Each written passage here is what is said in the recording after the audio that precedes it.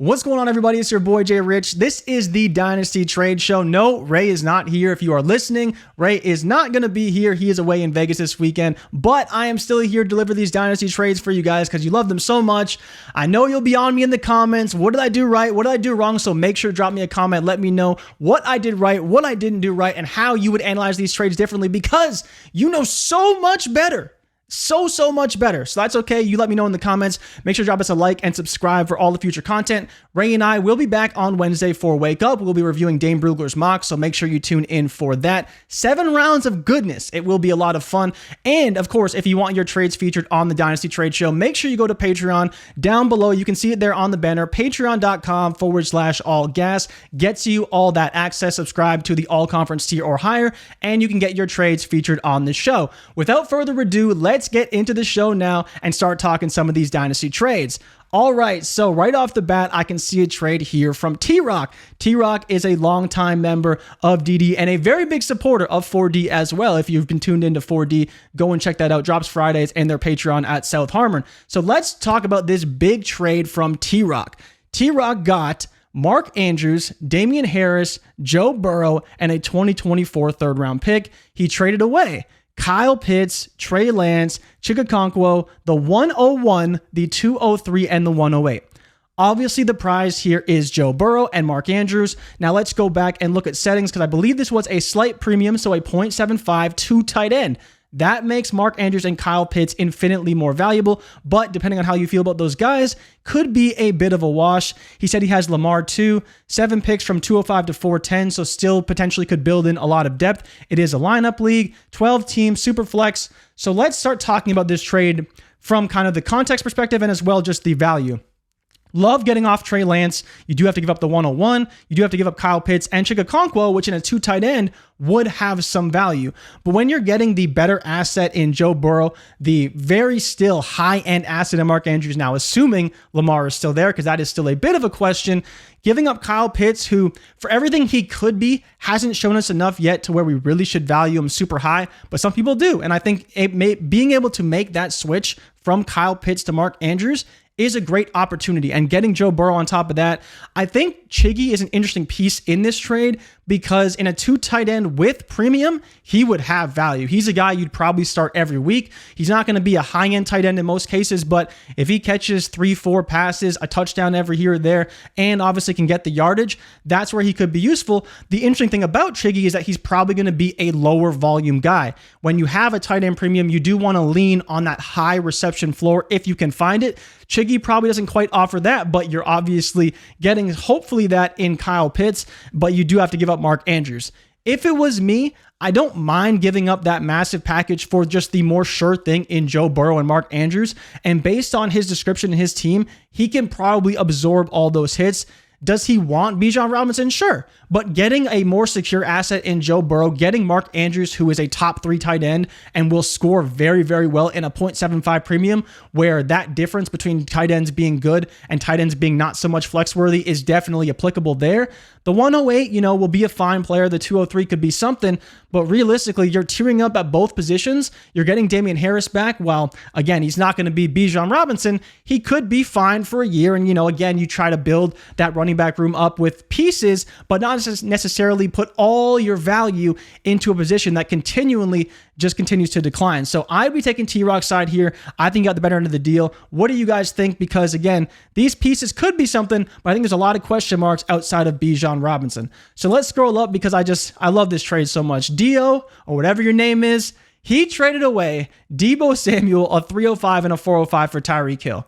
I don't know why people are so in on Deebo. I don't know why you think that just because Tyreek Hill says he's going to retire, you don't want him, you want to trade him away. Like, he's older, but if he retires in 3 years, he'll be 32. Like, that's fine. You don't need to have Tyreek Hill past 32, especially knowing he's more of a speed threat. If that speed goes anywhere, which in Tyreek Hill's case, I don't really expect it to, he's going to be fine. Like, he's going to be a great asset for the length of his time that he's in the NFL versus Deebo Samuel, who plays on a team with George Kittle, Brandon Ayuk, Trey Lance at quarterback potentially for part of the year, then hopefully getting Brock Purdy back, Christian McCaffrey, Elijah Mitchell going to run the ball like crazy.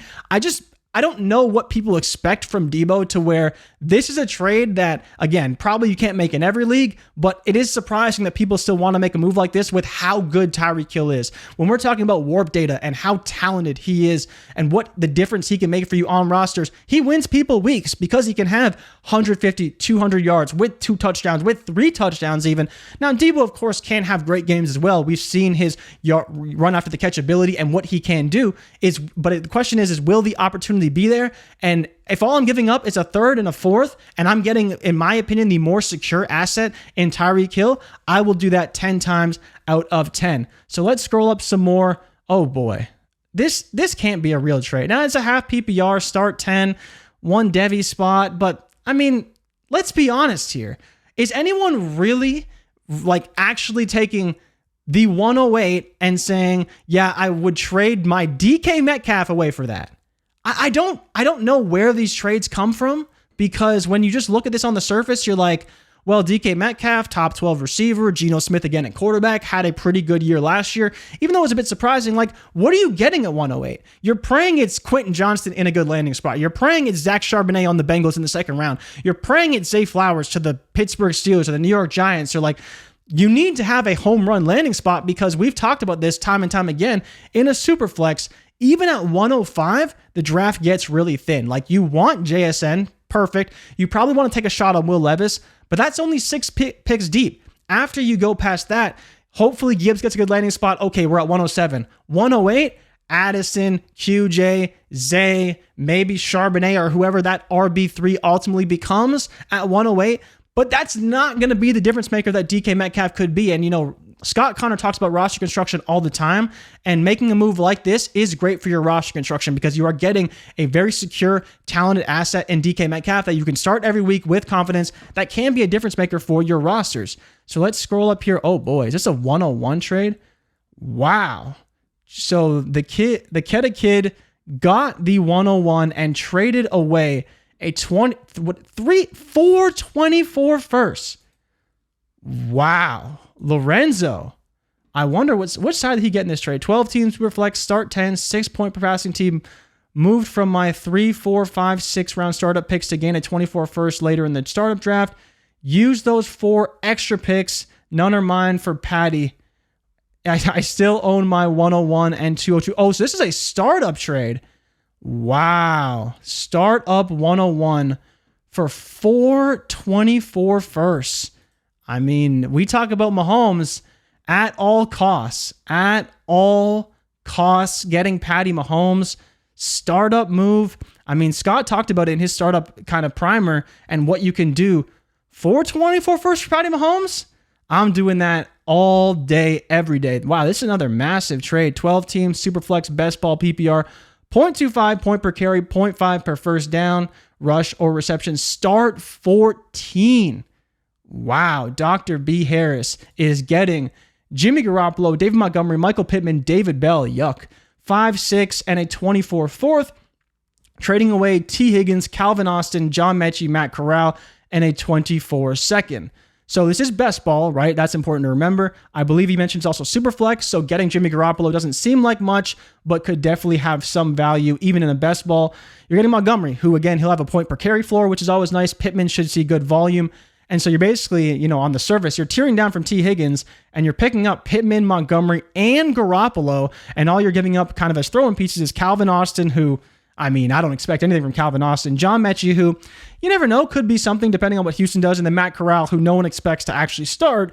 So while, yes, you are giving up a very talented asset in T. Higgins, in a best ball, you're getting 3 assets that can make your lineup every week. I don't really care about David Bell. I don't care about the 506 or the 24 fourth, but again, in best ball, maybe there's a player that you want to take a shot on there. I kind of like this move. It seems kind of gross when you look at it on the surface, but I think you're getting so much value for T. Higgins. It's probably a move you want to make. So I do like this trade quite a bit. And I think that Dr. B. Harris did a great job with this one. What are we doing here? This got accepted almost immediately. Did I biff this up? Okay, let's see. Jamos got Trevor Lawrence and traded away Garrett Wilson and the 103. Wow. Garrett Wilson, like wide receiver 4 right now in Dynasty. I mean, Sam Darnold is nothing, but maybe, he starts a game or two for you when he has some use. And you're trading away 103. So let's say that pick is, it's your pick of Bryce Young or CJ Stroud or Anthony Richardson. One of those guys will be gone. We don't know whether it's JRich, Bryce, or Stroud, but you're trading away Garrett Wilson, one of probably the hottest stocks in Dynasty right now. Just insane the value Garrett Wilson is commanding on the open market. And the 103, who in a Superflex would probably be a top 14 or 15 quarterback, and you'd have your choice. This one is interesting. How do you feel about Trevor Lawrence? Is he a top quarterback for you? I'm really curious what the chat thinks of this one and what people overall would do, because I like Garrett Wilson a lot, and it would be very tough for me to pass up on this. Now, the issue is that what do you project for Lawrence? He's a franchise quarterback. He's a top 7 guy. He's not a BAM tier guy, but he's going to be damn good. And I guess we wouldn't say that about anyone probably but JRich at this point. We don't know where he's going to land. We don't know where Bryce and CJ are going to go. It looks like Bryce is going to be in Carolina, at least as of the time that we're recording this. Could be somebody else, but we'll see. And you're still getting a top 5 wide receiver. And all you got to do is trade away your Trevor Lawrence? That's tough. Jamos, I don't know. I think that maybe you might have made the wrong call here. There's no more context here. Yeah, 12 Superflex, PPR. I'd be curious what his team looks like. Obviously, he's trying to tier up off of, that Bryce Young, CJ Stroud 103 to get Trevor Lawrence, but giving up Garrett Wilson might be a little bit much in my opinion, but if that's what it takes to get the deal done, that's what it takes. In a Superflex startup, Garrett Wilson's probably a top 25-ish pick, maybe even higher than that. Trevor Lawrence obviously in the top 8, and I don't think Bryce or CJ slip out of the second round. So you're basically playing 2 startup picks to go in the top 8. I don't hate it, but in terms of how we roster construct, like Garrett Wilson is a player I'd want to build around. Obviously Trevor Lawrence is as well, but I don't know if that may be a little bit rich for me to tier up. Now this is a big pick in terms of trades. What? You got the 104 and you traded away the 210, the 310, the 43, and then, there must be some startup stuff in here as well. Yeah, I'm passing by that one. Joe Burrow was acquired by Milky Ways for the 106, the 108, the 101, and the 208. So 3 firsts and a second, including Bijan Robinson or your 101 of choice. I sent this package to get Burrow on a deep rebuilding team. Still has the 102 and 5 firsts and 24. BAM tier move, I suppose. Goodbye, Bijan. I'll miss what could have been. And this is a very smart trade. There's a lot of leagues, and Adam and Scott talked about this on their pod that dropped Monday morning, talking about Bijan Robinson and is your team truly ready for Bijan Robinson? Do you actually have the pieces to contend? And while it seems ridiculous to trade the 106 and the 108 with the 1-1 to get Joe Burrow, it may be a bit of an overpay, but based on what he's trying to do, it makes a lot of sense. Like, if you get JSN at 106, which maybe you won't, or Will Levis, that's not going to move the needle for your roster. Bijan Robinson isn't going to move the needle for your roster. The 108 definitely is not going to move the needle for your roster. And when you're not trying to contend and you have a lot of picks in 24, it really does make sense to get that BAM top tier quarterback that you're going to need to compete and will be on your roster for the long term. I think it seems like a lot. I'm curious what people think of a package like this. Would you take this for your Burrow? Because again, you're probably not getting a quarterback at 106. You're definitely not getting one at 108. So you would be basically trading away a top tier quarterback to get no quarterback back, but you would get Bijan Robinson, who obviously is like a top 12 startup pick right now. What is this one? Derrick Henry for Tyler Algier in a second. If you're trying to compete, Derrick Henry's the way to go. Don't mind that one at all. Tyler Conklin, Michael Pittman for Greg Dulcich, and a 24 second. Half point tight end premium doesn't really move a needle for me. I would take Pittman there. I like that. You got TJ Hawkinson being moved for Jerry Jeudy and the 201. Best ball. I kind of like Jeudy in the 2-1 there. I like Hawkinson. He'd be great. Obviously, the half premium does help him a little bit. He'll be probably a top 5-6 tight end in Minnesota again this year. But maybe you could get a pretty solid tight end at 201. We expect Kincaid and Mayer to potentially reach the first round in some of those half premiums, but moving off of Hawkinson and trying to go after a Kincaid or a Mayer at 2-1 could definitely be a possibility. And you get a guy who could be a top 24 receiver in Jerry Jeudy. And again, he's also on the trade block, so he could be in a new home. But if he stays in Denver, I think he still should be pretty good. Let's talk about this one. 10-team Superflex PPR start 10. We are talking about Justin Fields being acquired for Derek Carr, the 106 and the 103. So the 103 could be a quarterback. You're getting a top 8 quarterback in Justin Fields right now. If you believe in Fields, giving up Carr, the 103 and the 16 isn't terrible. He already has Lamar, so you're solidifying your QB room with Lamar and Fields. So that's good. It's a start 10 team. I think this is where the 10-team start 10 narratives become more difficult because it is super flex, so QB is still king, but it's not as deep as a 12-team league where 24 QBs are, in theory, 24 QBs are started every week. Only 20 QBs are started, so there could be a little bit more potential flexibility if you do want to stream, but in a lineup league, you still want those BAM tier quarterbacks. I think that, you're looking at a CJ Stroud or, what a Bryce Young or an JRich could be at 103, like we talked about earlier. Not a bad spot, but 106, 10-team league, you need it to be JSN, and you need JSN to be pretty damn good to make your lineup every week. Carr, you should not be starting in a 10-team start 10. So I think getting Fields here does make a lot of sense, and I do like it quite a bit. Oh, look at this. Jalen. Oh, wow. Okay, so let me see here. He gave more context. 12-team Superflex PPR start 10, no premium. Okay. Coming off championship, has Mahomes, Burrow, Russ, Jimmy G. Wide receivers, Diggs, Adams, Deontay, J-Mo, Mike Williams. RBs are Etienne, Saquon, Henry, and now Bijan. So this manager, he traded for the 101, and he traded away Jalen Waddle and Kyle Pitts. So what he got was Russell Wilson, Cole Kmet, Bijan Robinson, and a 2025 second-round pick. So again, Kyle Pitts in a non-premium, he could be fine. I think I'm too down on Kyle Pitts, but again, I'm not really in the business of acquiring him. And he also added this context here. I see it as the 101 for Waddle, Russ, Kmet, 25 second for Pitts, and a no premium. That's not really realistic. I think a lot of managers would trade at least a first to get Pitts, and you'd probably have to trade a first to get Pitts. I just couldn't see someone moving off him for less than that. I think you look at it as Waddle for the 101 is pretty similar. I don't think anyone's trading the 101 to get Waddle, but it's a pretty good starting point if you wanted to go there. And then so you're giving away Pitts, and then you're picking up Russ, picking up Kmet, 25 second. I think it's a pretty good trade. Obviously you have so many good running backs in Etienne, Saquon, Henry, and then Bijan, and giving up Waddle is going to hurt, but you still have Diggs, Adams, Deontay, J-Mo, Mike Williams, which should be a fine receiving room in a start 10. Now, the only thing for me is I'm curious if you maybe could get a better piece than Russ.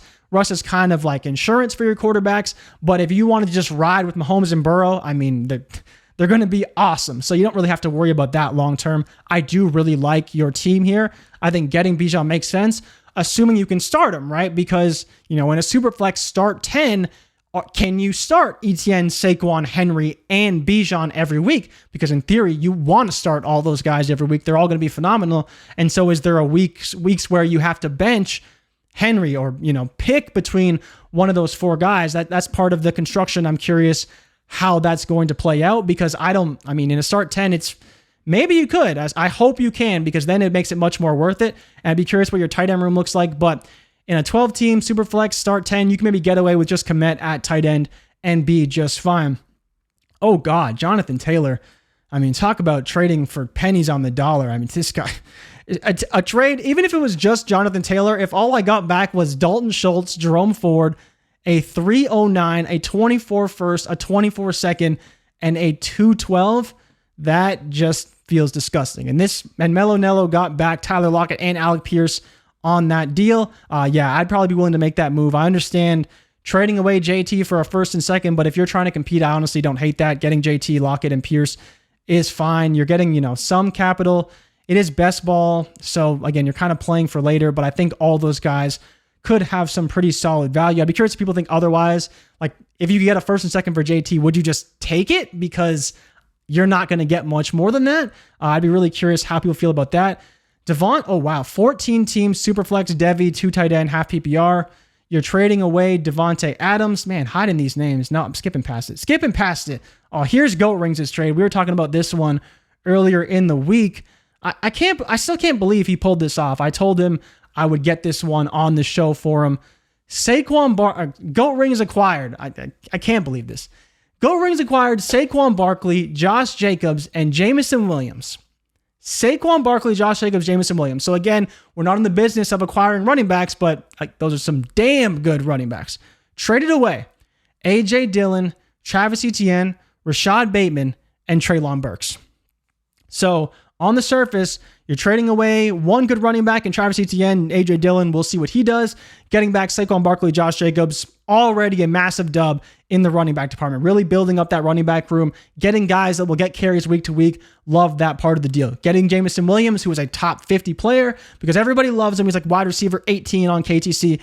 Ridiculous, but I digress. Trading away Bateman, who is in a tough spot now. Odell Beckham Jr. is now, he has to be the wide receiver 1 in Baltimore. If he's not, and he's being paid $15 million, that's a big problem. You're getting back Treylon Burks, who could be something, but if I'm making a bet today, I'm betting on Jameson Williams over Treylon Burks. And now that could totally change in a year, but that Tennessee landing spot isn't great in my opinion. Love that Detroit offense. Don't think that Jameson Williams or Amon-Ra St. Brown take away from each other. I think they complement each other so well, so I really like that. Again, in my opinion, he's just giving up ETN. Bateman could be fine, but he's probably not going to be the one with Odell. He's been dealing with injuries. We know that Mark Andrews is still going to get a ton of targets. Burks, we'll see what he becomes in year 2. ETN should be great, but I think he's getting 3 very secure assets, even if they are kind of on a year-to-year basis. And he's trading away some guys that are really questionable in Dillon, in Bateman, in Burks, that we could be wondering what to do with those guys in a year, especially Bateman. Burks may have another year, but Bateman is a guy who hasn't done anything for 2 years. He's shown some flashes, but for whatever reason, he's either not on the field or the Ravens aren't really giving him the snap share that he probably deserves being a first-round pick. So that trade, obviously, he said he's got Barkley and Josh Jacobs. Go Rings just continues to do it again. I got to give him an air horn for that because that's just, insane. Let's look at this one here. Trying to accumulate 24 draft capital and retooling for a run in 24 to 26 range. 12-team Superflex PPR 1.5 tight end premium. What this guy did, Mount Ombre received Kareem Hunt, Chig Okonkwo, and a 24-second, traded away Isaiah Pacheco and a 2023 209. So Kareem Hunt, obviously not on the roster right now, so we'll see where he ultimately ends up. If he ends up on a team, Kareem Hunt, Leonard Fournette, Zeke Elliott, potentially Joe Mixon, all these guys are going to be looking for jobs on the open market. But he is picking up Chig Okonkwo, which in a 1.5 premium is fine. I don't mind moving off Pacheco. The 23 209 versus the 24 second. It's kind of close for me. Getting the second is good. I think it probably holds more value long-term, and that 209 could be nothing by the time the draft rolls around. So I don't hate that move, but Pacheco could be pretty good. I'd be curious if you sold a little low trying to get that 24 capital early. But overall, I think it's kind of an okay move because if Kareem Hunt does anything, you could maybe flip him for a second if you're lucky, and if not, a third, and you're probably looking at a pretty good spot getting, a second and a third, and Chig Okonkwo for Isaiah Pacheco and a 209. I'd be curious if people think of that. Let us know, because that one is kind of interesting. There could be a lot of people who'd rather have Pacheco because it is a pretty modest price to pay, and if he does smash, you're getting a pretty valuable asset versus Okonkwo, who probably won't do a ton, and Kareem Hunt, who we have no idea what he is, so how much value does he really hold? We have Goat Rings here trading for Sam Darnold. Oh boy, why are we even worried about that? Let's see Justin Herbert. Wow, let's see this one. Justin Herbert was acquired by T-Rock. Wow, and he traded with Gabe. Okay, couple of Discord members making moves. Herbert and the 412 and 512 was acquired for the 103, the 203, a 24-second, the 111, and the 109. Okay, so this is kind of easy for me. I'm taking Justin Herbert all day, every day. It's not even really that close for me. I would want Herbert in this case. I get you would get the 103, which we kind of talked about would be a quarterback. It is a best ball. So that is a bit of a factor here. Still has the 104, 424 first. Okay, so he's kind of doing a productive struggle. Getting Herbert would be great. On face value, not a best ball. The Herbert side is definitely the way to go. If it is and with it being a best ball, that changes things a little bit. So you're getting 4 players that have an opportunity to make your roster with those 103 through 203 picks. You would get a decent player at 109. You get a decent player at 111. You'd probably get someone who you could work with at 203, and then you're probably going to draft a quarterback in CJ Stroud, Bryce Young, Anthony Richardson at 103, like I've mentioned a few times already on this trade show. So from that perspective, I don't mind the move. If you're trying to make the move for depth, I don't hate it. But T-Rock clearly is taking all of his draft capital and saying, I just need that BAM tier quarterback in Justin Herbert. And 103, 111, 109, and a 22, 203, 24 second, it's a lot of capital. Seems like a lot. But in reality, when you're trying to retool like he's trying to do, even in the best ball still has 104, it's not a terrible move as long as you make subsequent moves that can complement this one. And I think Gabe's side makes sense. If you're competing, you're getting all these young assets. And in the best ball, that may be the difference maker. So for me, again, I still think I prefer the Herbert side a little bit, but I think what is more important here is both managers are choosing a direction and leaning into it more. Maybe T-Rock overpaid a little bit based off the settings being best ball, but based on his direction, getting that top tier quarterback was important to him. And clearly for Gabe, getting multiple assets in return made sense. So I think this is a good move for both sides. And I think the value really is in good line for what you should expect, whether you're trying to trade for Justin Herbert or you're trading him away. Here looks like another 101 for Joe Burrow trade. We have Derek Carr, Drake London, Wan'Dale Robinson, 212, and the 101 being acquired for Amari Cooper, Joe Burrow, and Elijah Moore. So let's see. Is there any settings here? 12 team, Superflex, PPR, tight end premium, 5-point passing touchdowns. Don't see that very often. Start 11. So, man, where do I start here? I mean, the best player in the deal is obviously Joe Burrow. Another Joe Burrow for Bijan Robinson swap, which again, if you can make a trade like that happen, I would do it. Bijan Robinson, Drake London, Wan'Dale Robinson, 212, Derek Carr. It's a lot to give up to get Burrow, but I think that getting Cooper back and getting Elijah Moore back could be enough. I don't hate it though. If you're like, okay, I can work with Carr. Carr is going to be a valuable player in a Superflex league. Maybe he can be your QB2.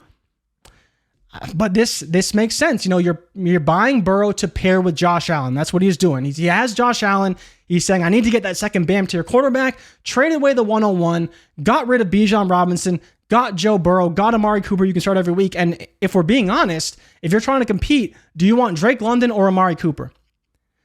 I mean, maybe you want Drake London, but maybe you want Amari Cooper. It could be a lot closer than we're willing to admit. Carr, not really going to make a difference for your team. Wan'Dale, we'll see coming off that ACL. I mean, London's a guy that is very difficult to value because the value is high.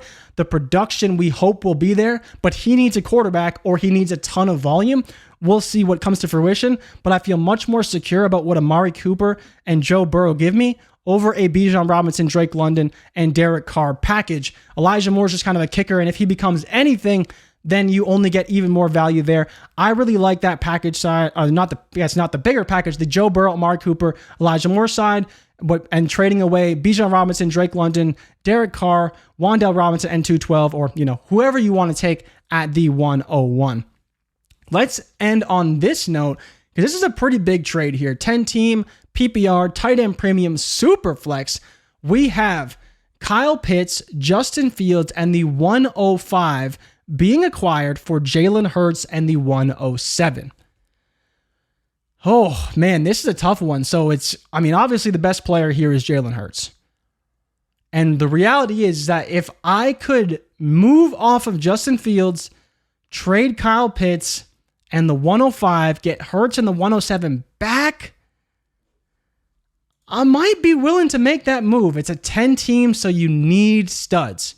He says tight end premium, so we don't know the premium that it's going to be. Oh, man. It's interesting because the 105 and the 107 are very different for me. Very, very, very different. Because if you're telling me that pick is JSN, which it very well could be, 107 and you're not getting JSN. In most leagues, he's not going to be there. Maybe 106, not 107. And I think that's what sways it for me. Is as much as I love Hurts, if you truly believe in Fields and you're getting Pitts back in a premium, and you could take JSN there or Will Levis if that's the route you want to go, it's not bad. But if you don't believe in Pitts and you're a little shaky on Fields, I don't hate getting the security of what Jalen Hurts could offer you on any roster. So I think the value side is Pitts, Fields, and the 105. Definitely, I think that 105 to 107 gap doesn't seem like a lot, but based on all the mocks we're doing and everything we're seeing, it's going to be substantial once the draft ultimately comes around, and you'd have to probably pay a decent amount to go from 107 to 105. A lot of people, if you are talking rookie drafts, mock drafts, you want to pick in the top 5. 106 will do. It's not great, but it will do. And 107 is really where that tier break starts to be shown, because if you can't get a Levis there, then you're in trouble. You may be able to get a Levis there depending on the draft, but if you can't get a Levis there, you're probably staring down a Gibbs, Addison, QJ, Zay, and all those guys are kind of in a tier together, and I don't necessarily want to be taking the guy at the top of that tier. So this is a great trade, and I love ending on this one. I'm curious what the chat thinks, because I think the value side is definitely Fields, Pitts, and the 105, because like I mentioned, that tier gap between 105 and 107 is kind of what sways me. But if you really want the security of Hurts, I'd hope you don't have to pay that much to go from Fields to Hurts, but that might be the price you ultimately have to pay, because moving off Hurts, it ain't going to be easy. If you got Hurts, a lot of managers are not going to want to move him, because they're doing everything they can to build around him, and you still get that 107 back to where you could pick up a decent wide receiver, or if you really wanted to get the number 1 tight end on your board, you could do that as well, and maybe you prefer them over a Kyle Pitts. So that is the Dynasty Trade Show for today. Thank you guys so much for watching. Comment down below what you thought of some of these trades, what moves you would make. And if you do want to drop some trades in there, maybe I'll go down in the comments and answer some questions. As always, if you do want to get your trades featured on the show, make sure to go to our Patreon, patreon.com/allgas. You see it down below. And thank you guys so much for watching. I will see you guys on Wednesday for the Wake Up Show. Until then, I'm out. Peace.